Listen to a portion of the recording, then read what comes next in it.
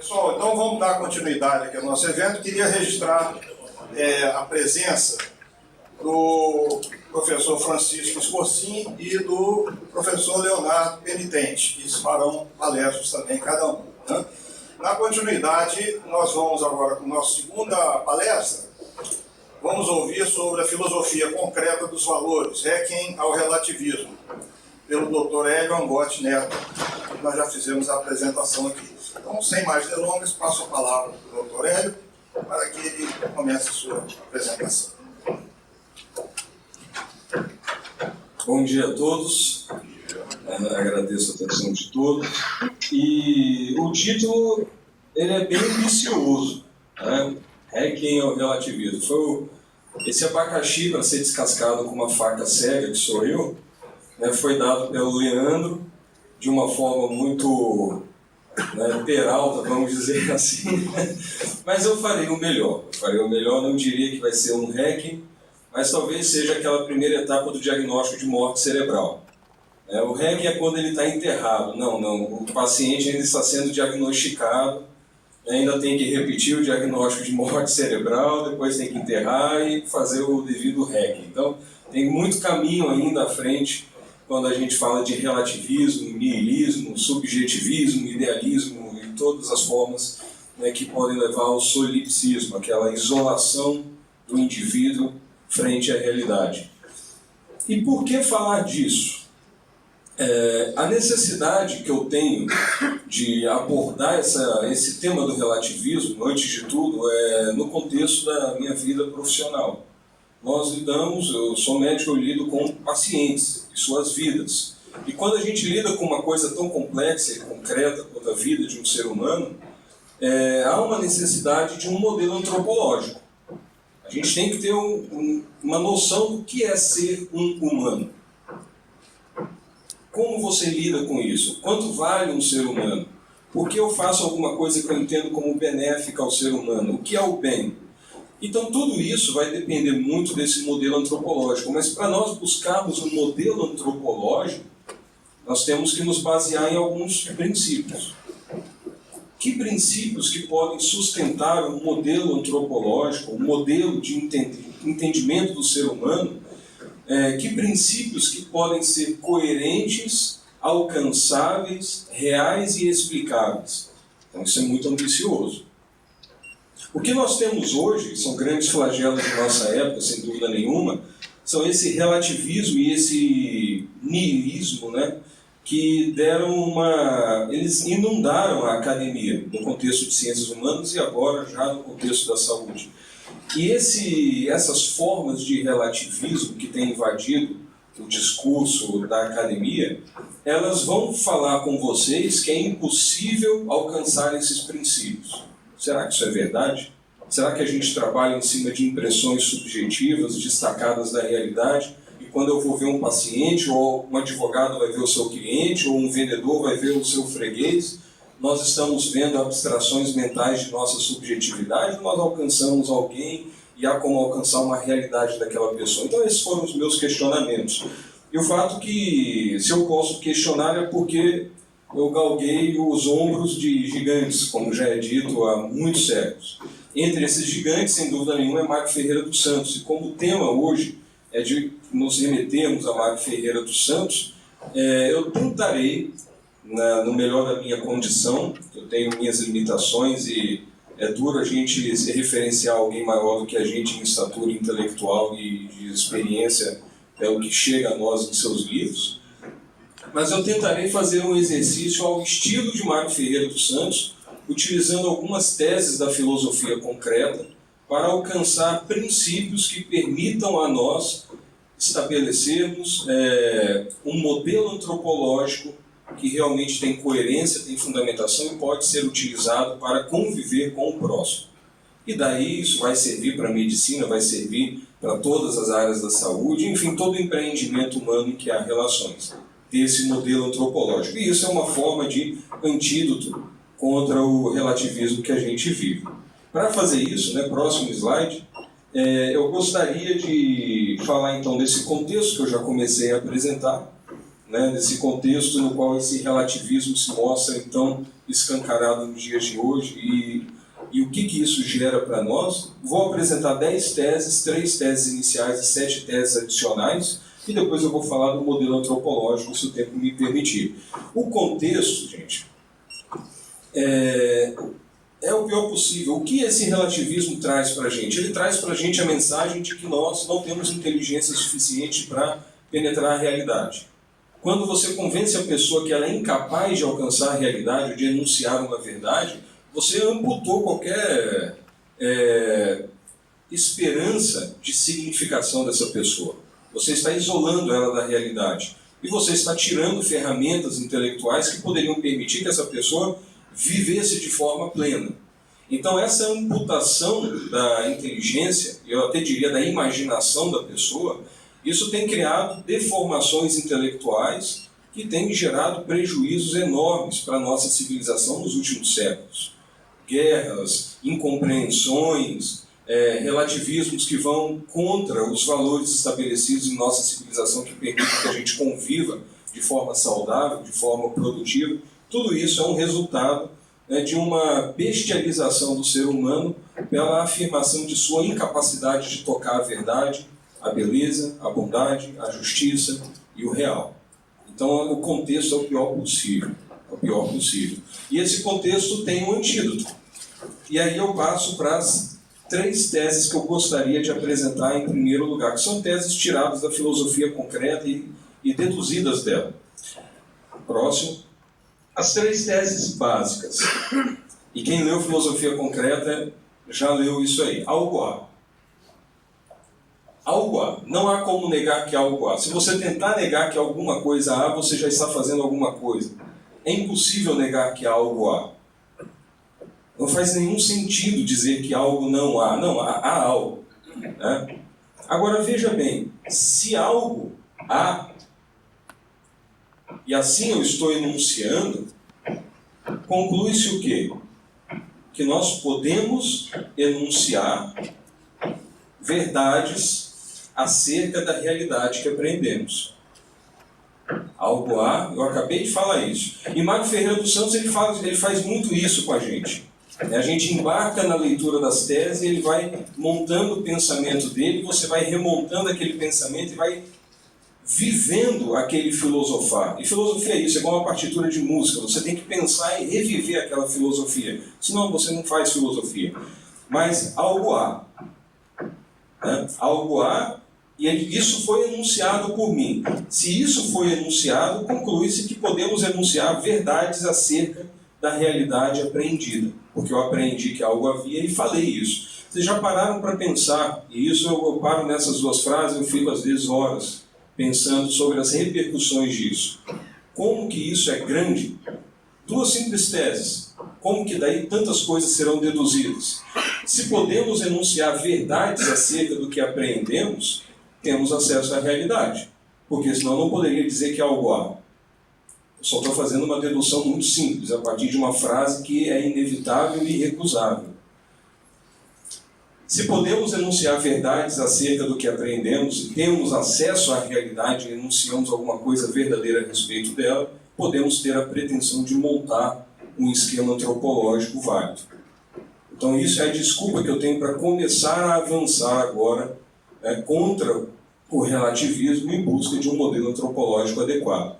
Isso é uma forma de perspectiva existencial dessa questão, uma perspectiva gnosiológica, como eu vou conhecendo essas etapas de dedução. Próximo slide. Mas isso aí também acaba nos remetendo a uma perspectiva ontológica. Eu posso virar essas frases de partir de algo há, passar para se algo há, este algo é acessível a nós no plano ontológico, e se ele é acessível a nós, eu posso, mediante tal acesso à realidade, formular, enunciar verdades absolutas, desde que corretamente compreendidos por quem as escuta. Essa verdade, inclusive, ela pode ser transmitida.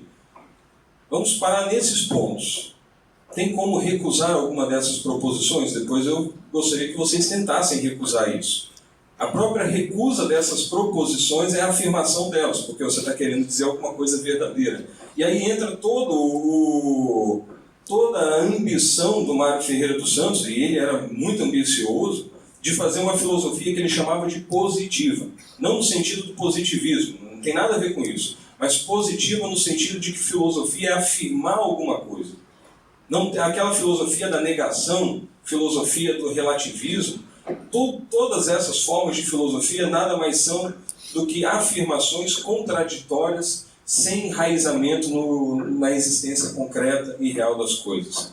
Então, Mário Ferreira dos Santos traz esse projeto. As coisas podem e devem ser enunciadas, inclusive podem ser transmitidas. E todo o esforço dele, por exemplo, numa filosofia concreta, quando ele vai começando a enumerar as teses, ou na filosofia concreta dos valores, é transmitir essas verdades a nós e nos carregar nesse percurso. E esse percurso realmente ele vai trazer sérias repercussões para toda a nossa civilização.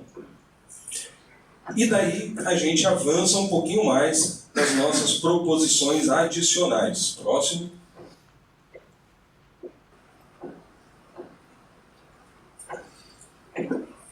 A gente pode começar falando sobre o finito e o infinito. Eu posso falar uma verdade absoluta. Então, aquele relativismo exagerado ele já cai por terra nesse momento. E a gente pode abordar, por exemplo, a questão do infinito. O infinito é algo obrigatório, não é uma questão de crença. O infinito é uma questão de percepção, de apreensão da realidade. O infinito é ele mesmo e não é o que é finito. Um exclui o outro. Então, a gente já tem as 3 leis da lógica implantadas aí. A lei da identidade, da não contradição e do terceiro excluído. Não é possível ser quase infinito. Eu brinco muito com meu filho, né? Ele tem, o mais novinho, ele tem 5 anos de idade, vai fazer 6 agora. Aí eu brinco, meu filho, eu te amo assim. Aí ele fala, eu te amo 1000. Eu falo, eu te amo infinito. Eu falo, eu te amo infinito mais 1. Não funciona assim. O infinito não dá para você quantificar ele dessa forma, né? Ou é ou não é. Se nós temos acesso à realidade e podemos falar dela, de certa forma estamos delimitando ela. Então o finito nos é dado por apreensão imediata. Essa tampinha, ela é finita. Por que ela é finita? Porque ela tem uma borda, ela tem um limite, ela tem uma fronteira. Além dela existe algo a mais. Tem aqui o ar, tem a sala, né? Em volta dessa sala tem um prédio, tem a cidade, e a gente pode ir expandindo isso de forma cada vez maior, mas vai chegar um momento em que você vai ter que se perguntar, no final dessa expansão cada vez maior, o que engloba aquilo que a gente está analisando? Vai chegar uma fronteira? Se chegou uma fronteira é porque tem algo além, mesmo que seja uma simples aí talvez não seja uma palavra tão boa, mas seja uma possibilidade de expansão. Mas se você chegou em algo com fronteira, tem algo além. Inevitavelmente, essa regressão não tem como ela ser ao infinito, porque se ela for ao infinito, ela já vai chegar inevitavelmente no infinito. E além da última fronteira, é necessário que exista um infinito. Então o infinito ele existe. E ele encerra em si infinitas possibilidades. Ele está além da última fronteira. Ele engloba, transcende e permeia tudo que é finito. Isso é bem ambicioso se a gente para pensar. Eu estou afirmando o infinito. Isso aí foi tirado da primeira aula de Filosofia da Ciência do Olavo de Carvalho. Ele trata desse assunto também e utiliza algumas ferramentas do Mário Ferreira dos Santos. Se o finito existe, o infinito precisa existir. Se você acha que tudo é infinito, a gente também não precisa nem provar nada, porque você já acha que o infinito existe e está resolvido o nosso problema. Mas para que alguma coisa aconteça, e aí a aula do Rafael encaixou assim como uma luva. Ele falou de ato, de potência, né? Mas para algo vir a ser atualizado, conforme Mário Ferreira dos Santos falava, que as coisas elas se atualizavam e virtualizavam. O virtualizar é virar, não se atualizar, ou deixar de ser atual e virar uma potência, né? Ou deixar de ser atual no momento presente ali. Mas tudo que é antes era uma possibilidade. Se algo não era uma possibilidade, não tem como ser. O próprio conceito exclui isso. E era impossível disso acontecer. Não, se aconteceu era possível, a possibilidade estava lá. Mas para cada coisa que acontece, virtualmente, infinitas possibilidades não foram concretizadas. Então, para um simples objeto existir, potencialmente nós temos uma rede quase infinita ou infinita de possibilidades, inabarcáveis às vezes pela nossa imaginação, ou quase sempre, de possibilidades para que algo existisse. Essa é a afirmação simples. Tudo o que há e acontece era antes uma possibilidade. Tem como negar isso, gente? Não tem. Ah, isso é impossível. Não, se é possível. Era possível antes de ser. Nada que não é uma possibilidade pode vir a acontecer. E o Rafael falou muito bem disso. Do nada, nada vem. É nada. E se é, não pode ser nada. Vai deixar de ser aquilo e será outra coisa. A gente está falando de matéria e forma. Eu não sei se o Leandro tinha essa intenção, mas que casou bem, casou. Né? Fez uma sequência muito interessante. E para cada atualização há uma infinidade de virtualizações não realizadas. Próximo slide. E aí a gente vai para a 8ª tese adicional. A realidade manifestada exige o que se chama por onipotência, onipresença e onisciência do infinito, que retém o universo das possibilidades atualizadas e virtualizadas. Olha onde nós estamos chegando. Para eu conhecer alguma coisa, essa coisa já tinha que ser uma possibilidade de conhecimento antes. Eu não posso conhecer algo impossível de ser conhecido. Então, tudo que nós conhecemos já estava dado como possibilidade de conhecimento antes. Parem para pensar um pouco sobre isso. E se eu conheço uma coisa, automaticamente eu deixo de conhecer infinitas outras. Eu estou falando de uma subclassificação da categoria finito e infinito.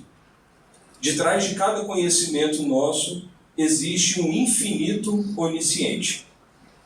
Para cada coisa vir a existir, existe um infinito de possibilidades que o precede. Para uma coisa estar presente, para eu estar presente aqui, existe uma possibilidade de eu estar presente andando lá fora, existe uma possibilidade de eu ter sido atropelado, estar presente debaixo da terra, virando outra forma, né? Enfim, para a nossa presença existe uma infinita possibilidade de presenças, uma onipresença. E aí entra uma outra coisa muito interessante.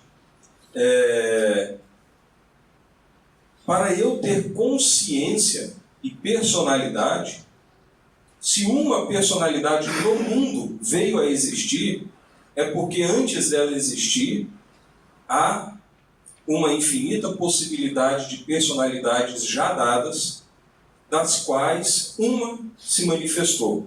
Se somente um ser humano existisse, a existência de consciência nesse ser humano afirma a existência de infinitas possibilidades de consciência.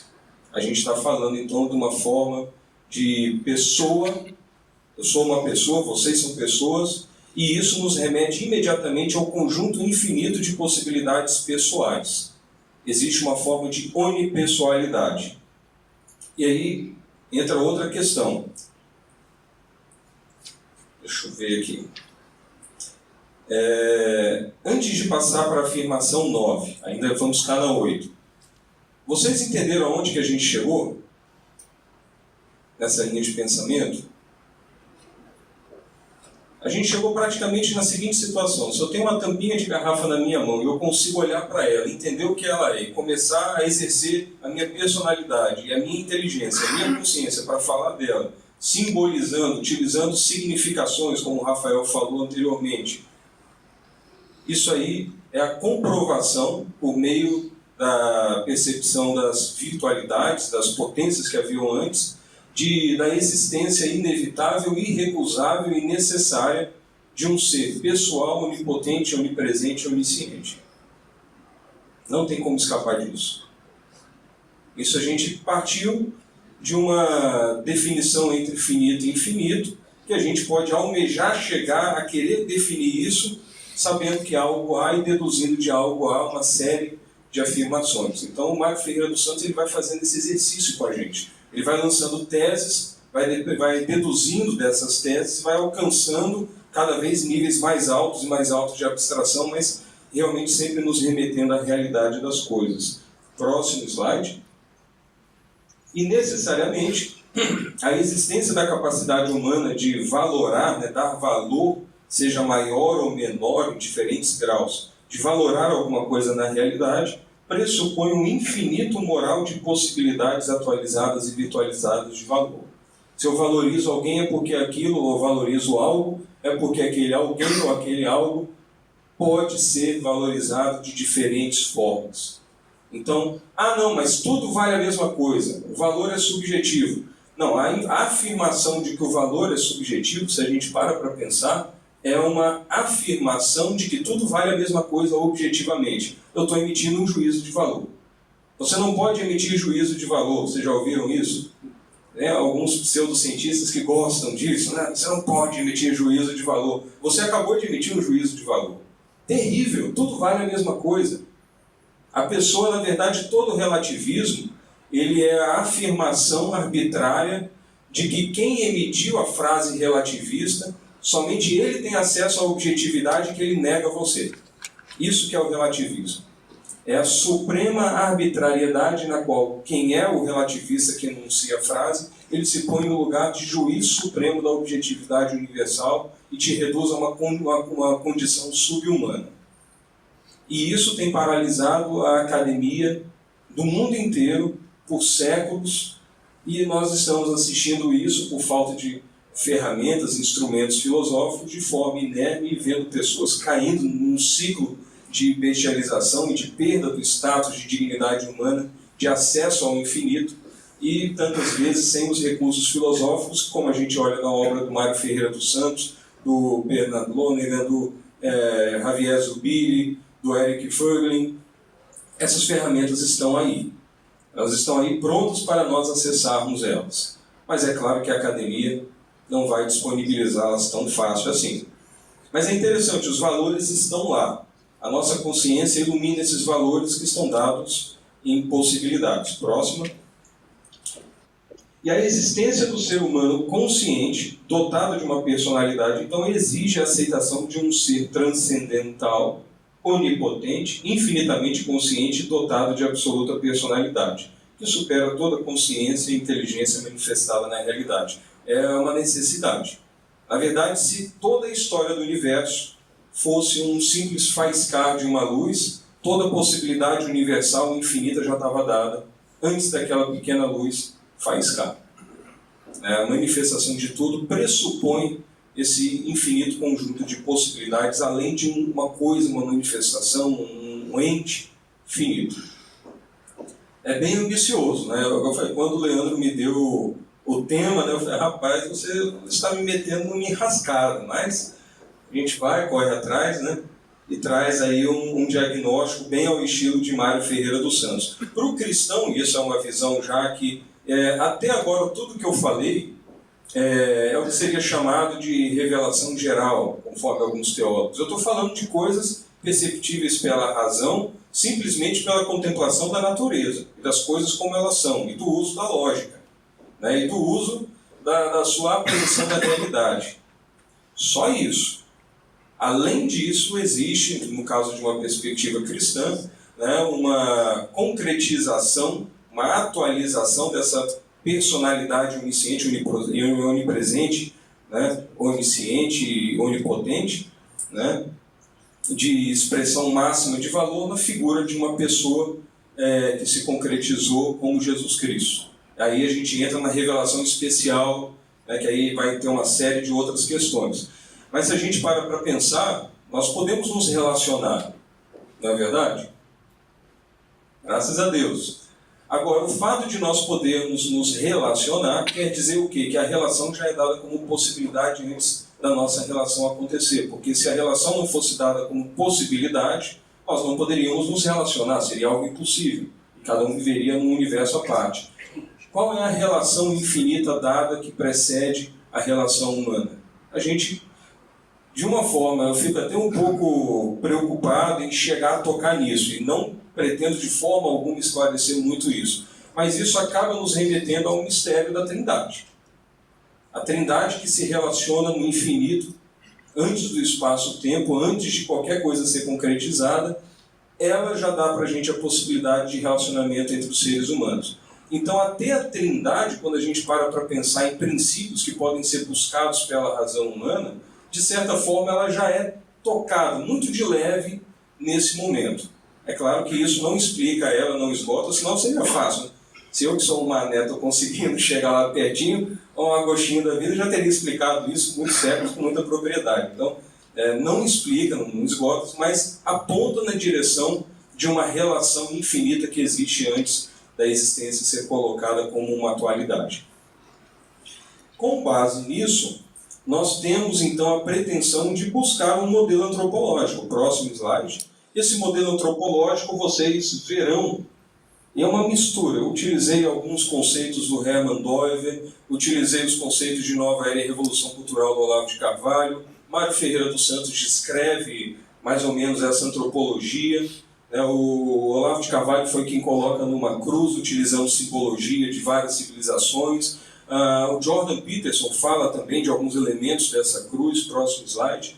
Eu vou mostrar ela um pouquinho mais visível. Esse é um modelo antropológico que, pelas afirmações que foram feitas, eu busquei fazer algo bem dedutivo, bem ao estilo de Mário Ferreira dos Santos, com as minhas limitações. Ela vai nos trazer uma situação vivida pelo ser humano. O ser humano ele fica na metaxe, no meio do caminho, ele fica ali ligando o que é imanente, o que é atual, com o que é virtual, com o que é possibilidade, com o transcendente, com o infinito. O ser humano, realmente a gente fica no meio do caminho. Nós estamos manifestados aqui numa realidade mundana, material, temporal, finita, mas mergulhados e delimitados pelo infinito. Então, essa é a nossa situação existencial. E esse é um modelo antropológico que, na minha prática médica e na minha vivência como ser humano em sociedade, isso é o que eu sei que eu vivo. Quais são os braços da cruz? Vamos dizer assim. Tem o braço vertical. Vertical é imanência, transcendência. Eu acabei de mostrar para vocês um exercício de como a gente toca a transcendência. O Lawrence Puntel fala disso. Através da palavra escrita e falada, você se remete à transcendência. John Dewey, que foi quem discutiu e trouxe João de São Tomás, João de Poço para a gente, ele toca nisso também. O signo nos remete a algo transcendente. É inevitável. Tudo que você afirma como finitude, e a própria afirmação é finita, ela te leva necessariamente para o infinito, para a transcendência. E olha que essa é uma afirmação absolutamente fantástica. Isso leva a gente para um outro parâmetro de avaliação da nossa civilização e da nossa vida. A gente está afincado no infinito de possibilidades. Mas o ser humano é isso. Só a gente consegue chegar nesse infinito, pelo menos comprovadamente.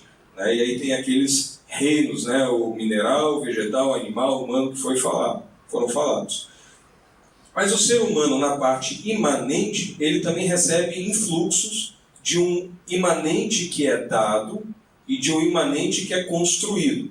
Então, esse modelo antropológico inclui o famoso nature and nurture, a natureza e a cultura. Então, do lado da natureza, nós temos os fatores predisponentes. E enraizado na natureza também, o ser humano tem a sua carga genética, a sua constituição material. E esses fatores predisponentes do elemento espacial, do material, do ambiental, ecológico e por aí vai, eles se contrapõem ao elemento cultural, histórico, e isso tudo vai influenciar junto com a genética humana e vai sofrer influxo do transcendente. E aí a gente tem noção da complexidade do ser humano. Você, olhando essa manifestação do que seria um modelo antropológico, você pode julgar situações na nossa sociedade muito interessantes. Você tem várias visões que amputam braços dessa cruz. Se você pega o historicismo é um exagero no braço do elemento histórico. Tudo é história, o ser humano é produto da história. Se você pega as teses marxistas, vamos dizer assim, de certa forma eles carregam no historicismo. Esse braço fica hipertrofiado e é cortado o braço transcendental, o braço vertical superior.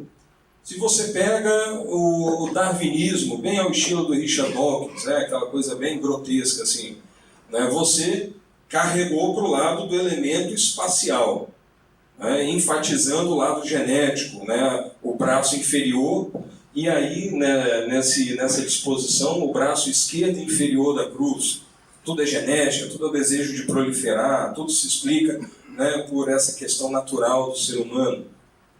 O próprio Jordan Peterson, ele interpreta o braço vertical superior, né, como uma manifestação mitológica narrativa dos dois braços horizontais. Ele fala que né, o elemento espacial é a grande mãe, é a natureza, é a possibilidade de criação e destruição das coisas observadas no campo de atuação do ser humano. Né? E o braço esquerdo aí para vocês, né, e que envolve elementos históricos, é elemento cultural, é o pai, a autoridade, a ordem, a estabilidade. Aí tem os elementos positivos e negativos de cada braço. Da esquerda, da natureza, criação, destruição, decadência e surgimento de alguma coisa. Do outro braço, ordem ou tirania. Autoridade impondo uma tirania ou autoridade buscando uma ordem. Mas de onde vem o influxo dessa ordem? Porque se não tivesse um influxo nessa esfera material, não haveria aquilo que o Rafael apresentou tão bem, que é a cultura. A cultura não evoluiria. Nós ainda estaríamos, né, grunhindo, talvez, em cavernas, ou nem isso, e já é uma forma de cultura, de certa forma, houve uma evolução, mas, enfim, se não há um influxo, a gente tem um sistema fechado. Se o sistema é fechado, a gente se complica. Aí tem toda a questão trazida também por Eugen Rosenstock em si, quando ele fala, né, da palavra surgindo e moldando civilizações e de como ele busca a origem dessa palavra e realmente ele acaba apelando à transcendência. Né? Então esse é um modelo antropológico que eu entendo que está baseado, ele é coerente com aquelas primeiras afirmações que foram feitas. Esse modelo antropológico ele pode ser recortado, amputado de diversas formas. E todas essas formas, na verdade, de amputação desse modelo antropológico, elas são reducionismos.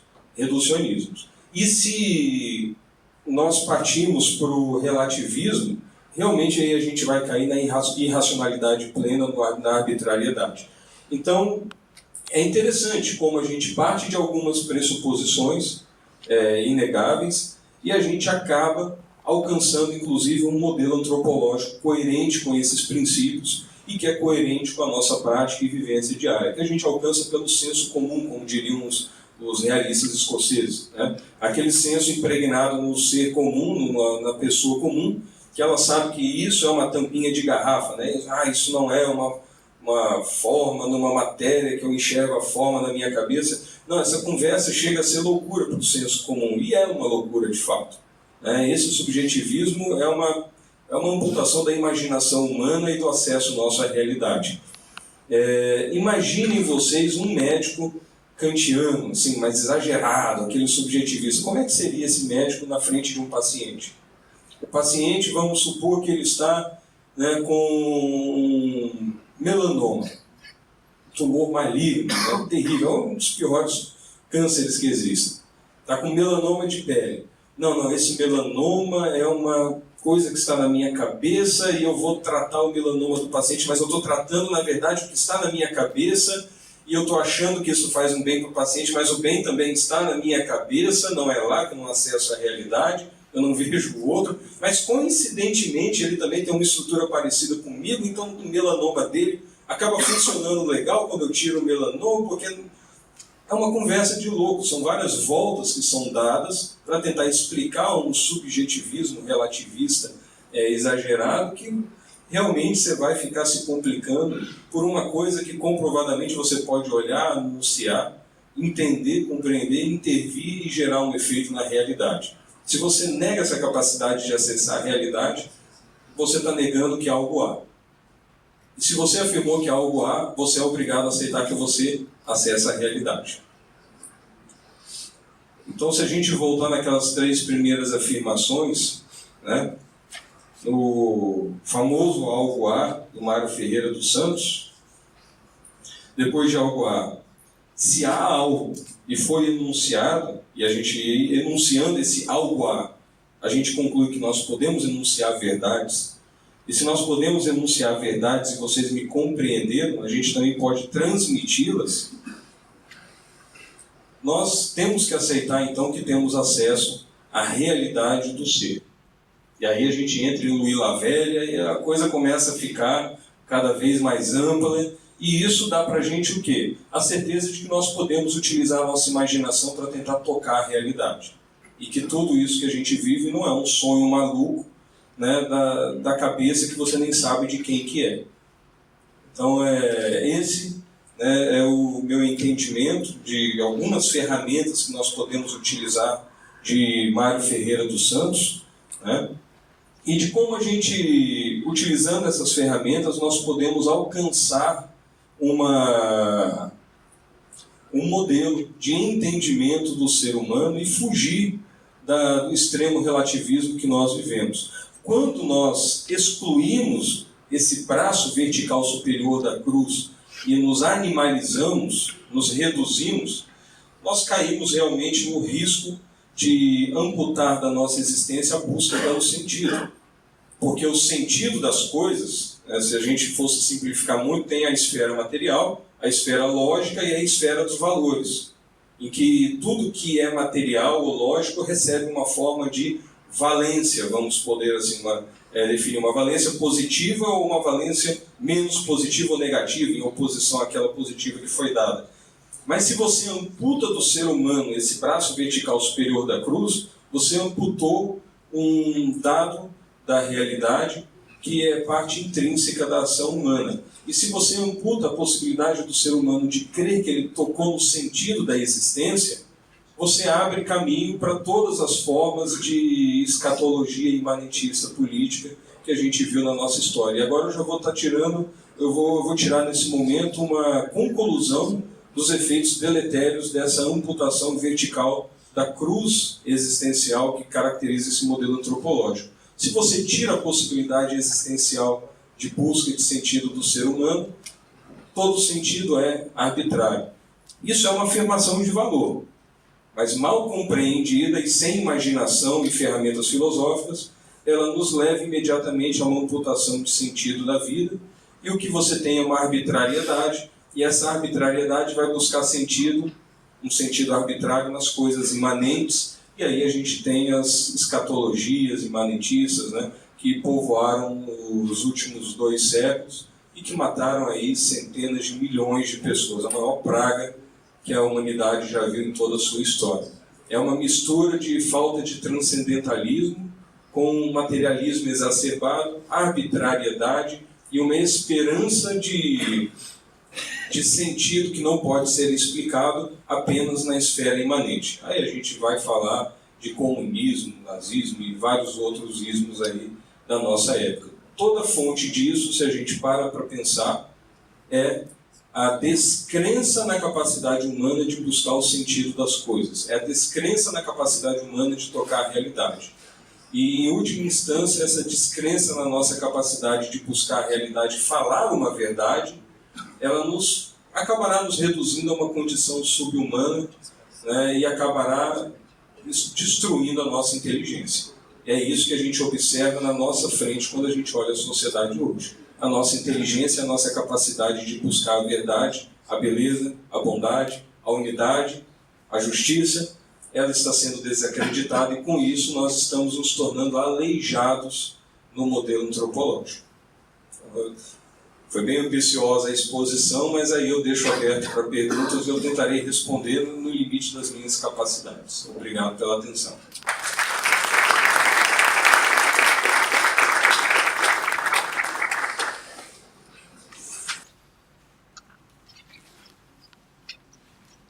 Perguntas? Apresentação dessa, a gente corre até o risco de achar que o Mário Ferreira dos Santos é fácil. Então, parabéns, concisa, clara, concisa. Bom dia a todos. Tenho mais uma curiosidade. conhecer todo o teu trabalho pedagógico, também como professor, né, médico e tal, seus livros escritos. Uma das coisas que eu sempre tenho curiosidade para saber é, bom, você tem toda essa bagagem, né, mas os alunos que chegam, provavelmente deve chegar uma parcela de desorientados, né, nesse sentido mais transcendental, sem o sentido de orientação, mas também não fechados, estão procurando alguma coisa. E você vai ter o outro lado, que é aquele, que não é, a primeira tese deles é tanto faz se há algo, né, dane-se, é relativo total. Como é que é na tua prática? Como é que você consegue ou tenta se comunicar com esses alunos? Quer dizer, qual é o tipo de... Nós estamos todos aqui abertos, né, para receber isso, então a comunicação se faz, sim, o livre-arbítrio acontece, a gente consegue acompanhar, e a dedução ela é lógica, né? A gente chega naquilo ali, ainda mais com o brilhante da tua disposição. Mas eu imagino na tua prática você deve encontrar uma série de obstáculos no qual essa comunicação mais direta, mais lógica, ela não alcança o destinatário, vamos dizer assim. Seja por uma recusa, seja por uma desorientação, que às vezes exige uma série de recursos metodológicos mesmo, que para chegar nisso você tem que ter um certo meio de campo, vamos dizer assim, um certo traquejo mesmo. Né? E é dessa coisa na tua prática, quer dizer, é fácil comunicar esse modelo antropológico, orientar, ou é preciso se virar nos 30 para conseguir chegar perto disso? Ficou, não ouso falar que ficou fácil apresentar isso agora, não. Mas ficou menos impossível porque o Rafael antes deu alguns conceitos extremamente importantes e que eu demorei muitos anos na minha cabeça descascando ato, potência, matéria, forma, o que é, que não é, e eu ainda aprendi um monte de coisa hoje com ele. Né? Mas para mim fica menos impossível falar isso depois que a gente tem essa cultura toda prontinha que demorou milhares de anos para ser realizada. Isso aqui, hoje o Hélio veio e falou aqui, não, eu nunca pensei em não, eu também nunca tinha pensado, mas a gente pegou uma cultura que tem essas ferramentas, a gente só não a conhecia direito. Quando eu recebo alunos e às vezes até professores e pessoas da comunidade que a gente recebe todo mundo para as discussões filosóficas, né? E alunos de direito, de medicina, de enfermagem, eles não chegam, como eu também não tinha chegado na minha graduação de medicina, capazes de pensar isso de cara. É uma impossibilidade. Tanto que o nosso seminário, a gente passa um semestre falando de narrativa e literatura, aí eu falo dos clássicos, aí eu falo um pouco de Sófocles, eu falo de Homero, eu falo da Bíblia, aí eu falo de Tolstói, e a gente vai buscar um pouquinho de Machado de Assis, e a gente vai costurando cultura literária, para ter expressividade. Aí depois são 6 meses falando de argumentação, né, de retórica, de como que você transmite algo para convencer alguém, para eles entenderem, estarem cientes dessas possibilidades. Aí depois eu entro em bioética, para falar das discordâncias. Isso que eu passei para vocês hoje será, se Deus quiser, um capítulo do meu livro de bioética. Para começar a falar de valores e bioética, eu preciso apresentar isso daqui. Senão eu não posso me justificar. Eu vou falar de uma coisa que eu não consegui fundamentar, a existência dos valores. Mário Ferreira dos Santos fundamentou para a gente, graças a Deus. Né? Mas aí eu entro em bioética. A bioética eu vou prezar a dialética. Eu vou fazer a contraposição de diferentes elementos. E no final desse ciclo de 2 anos, aí eu falo de filosofia da medicina. Aí eu entro em lógica, faço as exposições de medicina baseada em evidências, eu falo de lógica matemática aplicada à saúde. E aí eu entro na parte lógica e no final, nas últimas semanas dessa parte lógica, eu apresento o modelo antropológico. Eu falo do algo A, o infinito, o finito, e aí a gente vai levando aquilo, né? E aí eu lembro até de um aluno que virou uma vez, professor Hélio, aquela aula do copo. É que eu brinco assim, gente, com um copo é provado que Deus existe. É uma brincadeira, entre aspas, né? Com todo respeito. Aí eles dão uma risada assim, não, copo é finito ou infinito? Se é infinito, pronto, você já chegou em Deus, mas não é o caso. É finito por quê? Aí a gente vai. Você joga o anzol e vai puxando. Aí tem alguns alunos até vendo, você pode repetir aquela aula do finito e do infinito, né? Que eu entendi na hora, mas eu não peguei direito o raciocínio. Aí vai, repete. Mas isso é depois de... Tem gente que entra no meio do caminho, mas foi planejado para ser falado depois de 2 anos, dando aporte de filosofia aristotélica, dando aporte de cultura do Velho e Novo Testamento, da literatura universal, que eu busco há 15 anos. Né? Então, assim, agora foram uns 40, 50 minutinhos, mas parece fácil, mas não é. Para chegar não é. E eu mesmo estava fechado a essa possibilidade de transcendente. Aí entra uma coisa que é o fechamento do ser humano à transcendência. Eu estava até conversando ontem, né, a gente estava conversando um pouquinho sobre a questão, o ateísmo, né? É difícil você ver um ateu convicto mesmo. Normalmente as pessoas são agnósticas práticas. Elas não querem pensar nisso. Elas intencionalmente se fecham para o mundo dos valores e para o mundo da transcendência, porque uma vez que você me acompanhou, você viu essa questão da onipotência, onipresença, onisciência, pessoal, então é uma pessoa envolvida, capaz de se relacionar, porque gerou tudo isso que a gente vive agora e não tem como negar, que é um acesso à realidade, isso gera um compromisso na vida da gente. As coisas elas adquirem uma gravidade, uma urgência e uma profundidade que negar isso é pura loucura ou irresponsabilidade. Então realmente é muito mais fácil me fechar a realidade, né? E comamos, bebamos, porque amanhã todos morreremos. E a minha vida é isso aí, ir para o jardim de Epicuro e tomar anestesia, né? Tomar um propofol lá e viajar. Não, mas não dá para ser. Se você chega nisso aqui, você toca essa transcendência, você abre para a transcendência, e nesse momento você tem uma escolha a fazer. Ou você assume toda a responsabilidade e o peso dessa transcendência na sua vida, e isso assusta, e tem que ter maturidade para isso, e essa maturidade eu ganhei com uma série de eventos na minha vida. Quando eu entrei para a residência, tinha um paciente na minha frente, e esse paciente era responsabilidade minha, não tinha ninguém para tomar responsabilidade no meu lugar. Foi nessa época que eu conheci mais a fundo o cristianismo, foi nessa época que eu conheci a minha esposa. Então as grandes responsabilidades da vida de um homem, no meu caso, surgiram nessa hora. E eu tomei consciência disso. Então isso adquiriu uma urgência extrema na minha vida. Ou você simplesmente escuta isso, põe a tampinha em cima disso e fala: eu quero me reduzir à animalidade. Eu não quero a transcendência na minha vida. Aí você, intencionalmente, se reduz a uma forma de existência inferior. Né? Agora, como alcançar a religião, às vezes, mesmo sem essa elaboração lógica, mas, no fundo, a gente sabe da verdade da realidade. A gente sabe que a gente toca nessas coisas. Se você duvida da sua capacidade de tocar a realidade, não tem nem como falar de religião ou de sentido das coisas. O mundo fica de cabeça para baixo realmente. Mas não é fácil alcançar isso, não. Isso envolve muito mais do que um raciocínio. Isso envolve um compromisso com a verdade, e aí entra até aquela verdade que o Olavo de Carvalho sempre nos lembra do valor do testemunho pessoal diante da verdade.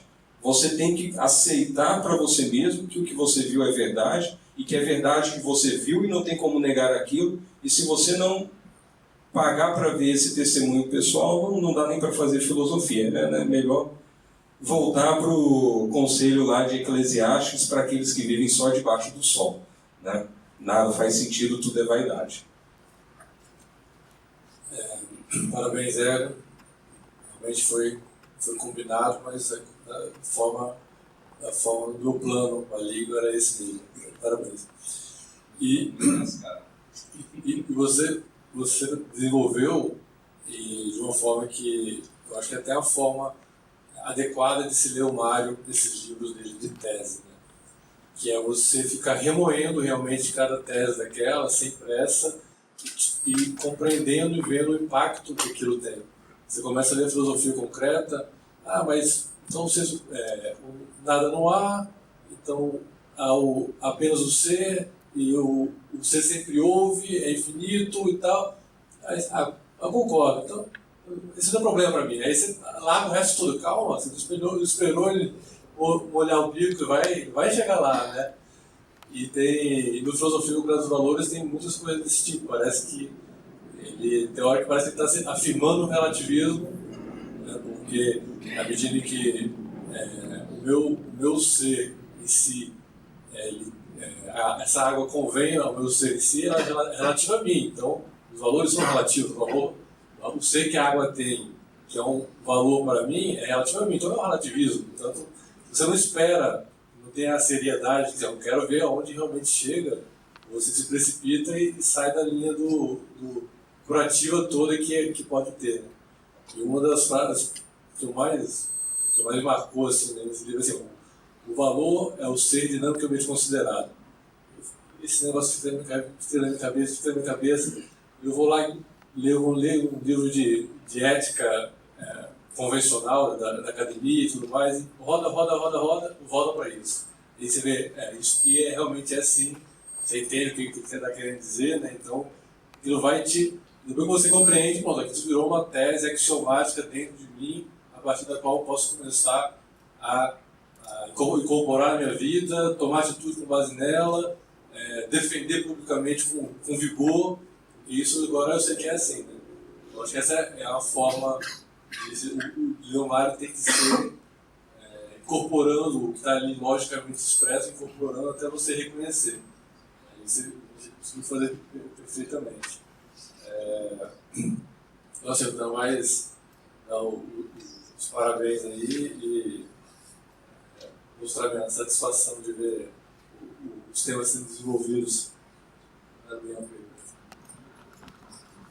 É interessante porque quando eu estava lendo Filosofia Concreta, eu comecei a ler, aí eu parei na 3ª página, aí eu voltei para a 1ª. Aí eu comecei a ler de novo, aí parei na 10ª, voltei para a 1ª outra vez.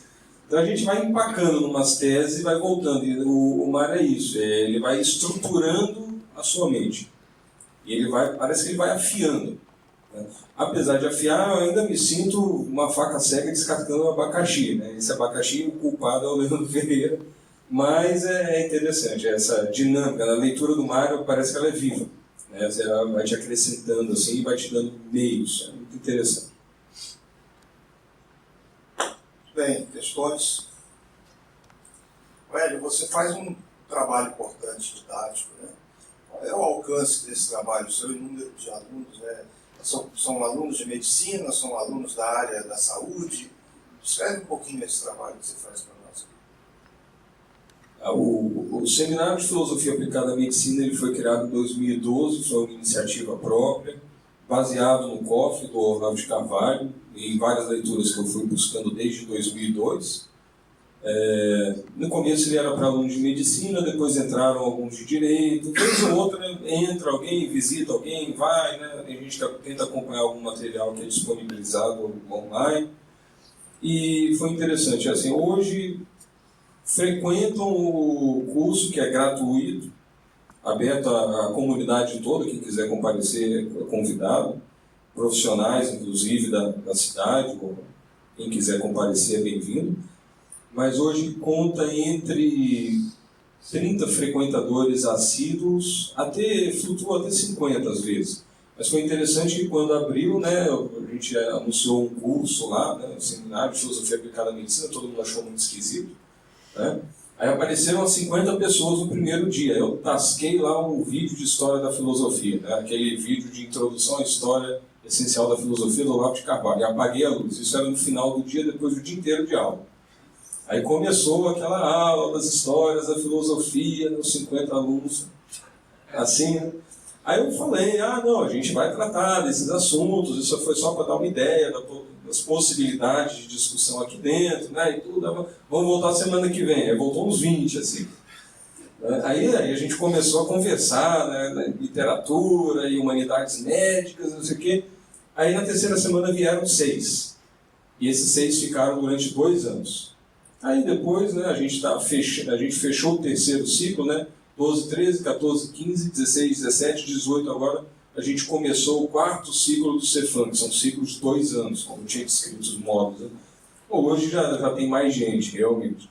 Mas é um alcance pequeno, mas é interessante que quando nós vamos divulgando esses assuntos, eu tenho a chance de fazer algumas oficinas de humanidades médicas, nós vamos no caminho encontrando médicos e vários outros profissionais que se interessam por esses assuntos. Né? Tem até colega aqui de Colatina também, que foi buscar isso, aí a gente acaba se tocando assim. Você falou isso, você leu tal livro, eu li também, e a gente vai encontrando diferentes pessoas em diferentes lugares do Brasil que já estavam buscando isso. E aos poucos uma rede vai sendo criado. Eu acho isso muito interessante, isso é muito recompensador ver, né, que outros já estavam embarcando nessa busca. E o Cefam acaba que a gente consegue chegar mais fácil a essas outras pessoas. Então isso é uma consequência que não foi pensada no começo. Né, mas o alcance quantitativo eu considero que é relativamente pequeno. Mas o quantitativo nunca foi a prioridade. Né? O nosso objetivo lá sempre foi qualitativo. Né? Teve vez que a semana de prova era o Cefam para uma pessoa. Então sentava o aluno na minha frente. Agora, professor, não veio mais ninguém, vai ter? Eu falei, vai, vamos lá discutir o que você está lendo e vamos falar que lógica e tal. E era lá 3 horas malhando um só. Mas é corajoso, né? Hoje ele já é formado, está fazendo residência em clínica médica e tudo, né? E quem foi, fica o laço, né? O CECAF começou com o professor do Estado, Thiago. O Seminário Capixaba de Filosofia começou convidando alunos lá do curso online de filosofia para reunir e discutir um pouco em casa, né? Alguns anos atrás. Começa pequenininha, e a gente vai encontrando cada vez mais pessoas, né? Isso dá muito ânimo para a gente. Muito bem, parabéns pelo trabalho. Vou passar aqui o... Tem tempo de fazer uma pergunta? Tem tempo. Vou passar aqui a Rafael.